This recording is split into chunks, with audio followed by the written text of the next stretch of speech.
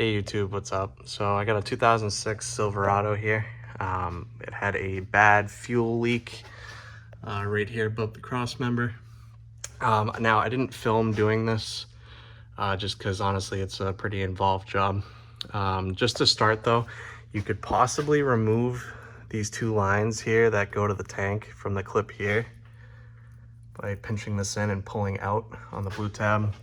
And same thing on the other side over here. You may be able to get to it from the other side of the frame, and you may be able to get to this one by going up and over the drive shaft, or if possibly remove the drive shaft. But it does make it easier if you have the ability to remove the tank. If you don't have a lift, obviously you could probably put a jack underneath the tank and lower it down. It is a little difficult to get to these lines while you're under the vehicle. In order to disconnect these are the same style. You know, push and pinch these in and then pull the line off. Be mindful too, sometimes these O-rings actually stay inside the line, so just make sure that you don't lose those. There is a black on the other end, at least anyway. There's a black rubber thick bushing followed by one of these yellow thin bushings after that on this line, and then this I believe is just the return, so it's not under the same pressure. But basically, yeah, so the way I did this again is I removed the tank. I had to disconnect the drive shaft by the bolts here, and then you pry out, and then I just took a strap and just kind of tied this up out of the way. What that did is it allowed me to actually, you know, reach up into the top or onto the top of the tank to disconnect those lines without this drive shaft getting in the way. Now, as far as getting all these lines, there's these tabs that kind of like fold open like a door essentially, so that you can pop the lines out. The other part, there's quite a few of those too. You'll see here in a second, they continue to go up the line. The other thing you're going to have to do is remove this ABS module here, the block. There is 3 bolts that are accessed through this side of the frame, right here, and right here. Try to make sure you don't lose those bolts. They can technically fall down in the frame if you let them go, but I mean, even if you did, you could probably fish them out of there, no problem. Another thing you have to keep in mind is the condition. Let me grab my light here. The condition of your brake lines. The 2 rear lines were very crusty. Now, when you unbolt this ABS module, you're going to have to lift it up out of the way, especially when you're putting the lines in and when you're taking them out. The rear lines were in rough shape, so I just went and told the customer, you know, that we're going to have to just do those. Regardless if they were leaking to begin with or not. I mean, if you had seen the condition they were in, you probably would want them replaced anyway. Other than that, there is a clip here. This is just kind of like you push the tab out of the way here. Sorry, my hand's in the way.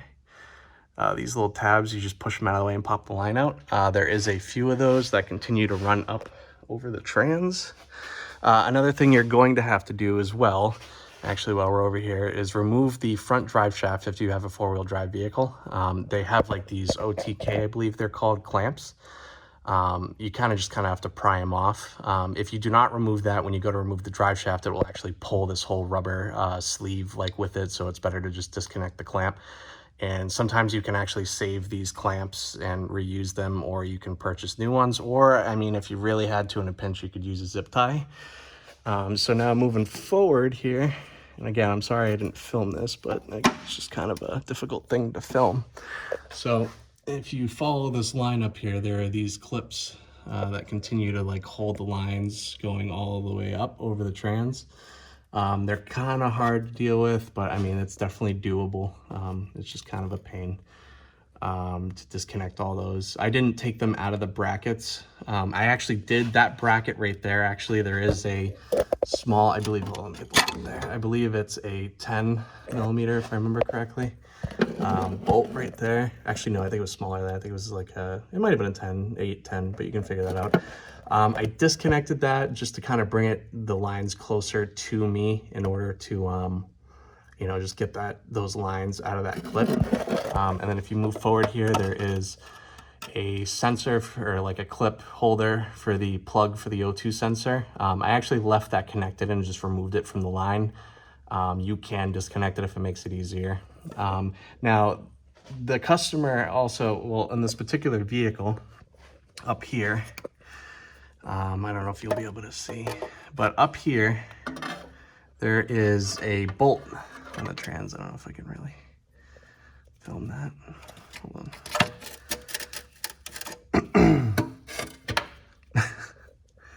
Anyway, so there is a bolt up here.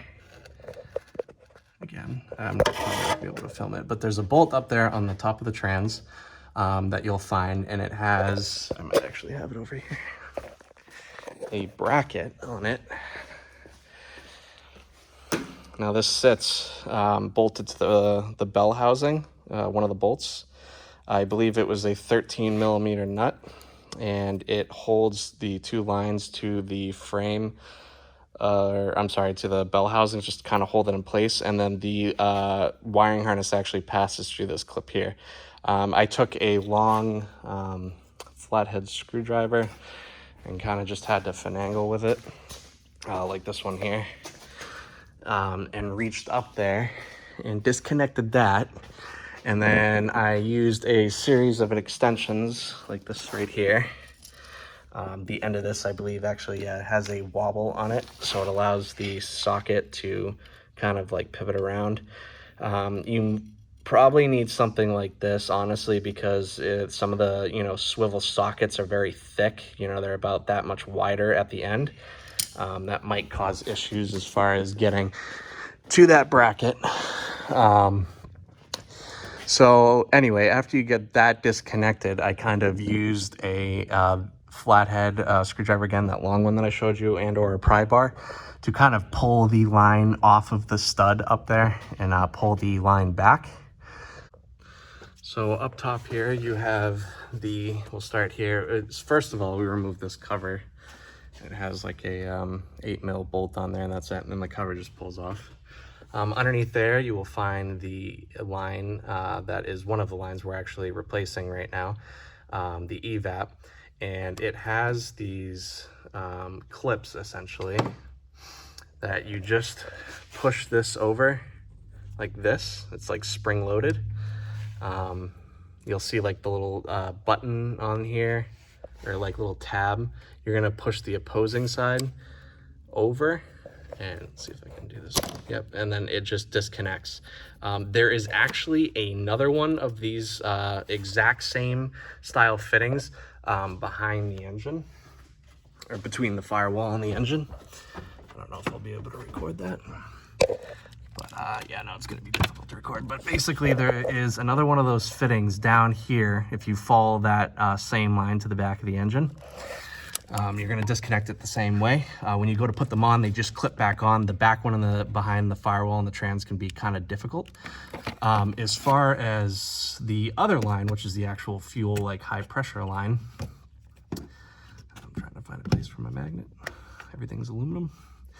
Anyway, so there is this press GM style like fuel line here that just clips on. So you need one of these, or they sell kits that have like the individual pieces to them, but basically any of them will work. So you're just gonna find whichever one is the right size, and it will just essentially go over the line here. I don't know which one I used. I think it might have been this one. And it basically pushes into the line, and then it just pops off. On top of this, there's actually normally a clip that I believe is on the ground. Oh, no, there it is. There's this clip that actually, I should probably put that on before I forget. This clip actually just sits and clips into the, I actually forget which way this goes. Yeah, so this, I think, goes like that. So the teeth kind of go into the line, and then it just clips onto the back like that. And it's just kind of like a safety thing. It holds it in place. Other than that, that is pretty much it. So one other thing I forgot to mention is this plate over here. So you have the tank straps too as well. There's 2 of those on the tank. The other one's over there.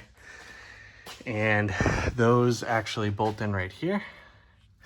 And then the other one was actually, this one was a little bit in rough shape, the mounting location for this.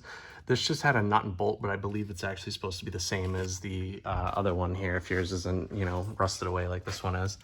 But it should have one of those, I believe, where it's just like a clip with a bolt in it. And then the only other thing was this plate that sits, I believe it's just clips into the side of the tank, if I remember correctly. Yep.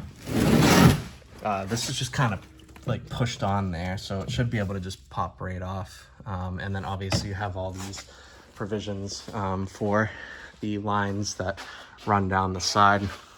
And then also, this is one of the lines here that we replaced that comes off right here. So this is your high pressure feed, and that sits up on top of the tank. And then you have these other ones here. This one I believe goes to on top of the tank as well. And then you have your connectors for, I'm assuming, the sending unit and the power for the pump. And then the other thing I had to do, excuse me, was basically disconnect the hose that connected to the end of the tank here. And it's just like almost like a radiator hose with just clamps on either end. And then this was kind of like the breather, I believe, for the tank. And that is what this is right here, which goes on the back. And again, this one, I believe, is just like a pinch style. You pinch and pull it off. But yeah, I hope this was helpful. Like I said, I didn't really see too many people explaining this that well or going into depth on how to essentially replace the fuel lines on these particular vehicles. Obviously, the Chevy trucks will be a little bit different, but for the most part, very similar. And then again, like I said, if your lines aren't in good condition, you're probably going to, I mean, north of the Rust Belt anyway, you're probably going to have to replace some of the brake lines depending on the condition.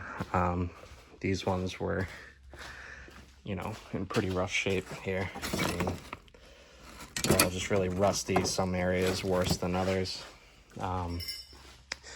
With that, I just honestly, and the same thing with the fuel line, I actually just broke a lot of the lines, especially when I was removing the old fuel line, because how rusty it was. I was actually able to just kind of like bend or use dikes and kind of just cut it into pieces, which will actually make your life a lot easier as far as removing this line. It will cut, you know, down a lot of time, because, you know, trying to remove the line all in one piece is difficult enough as is, as well as putting the whole new line in as well. But yeah, if you guys have any questions, leave it down in the comments. I will try to post more stuff like this about different vehicles in the future. So if you guys have any questions, just let me know.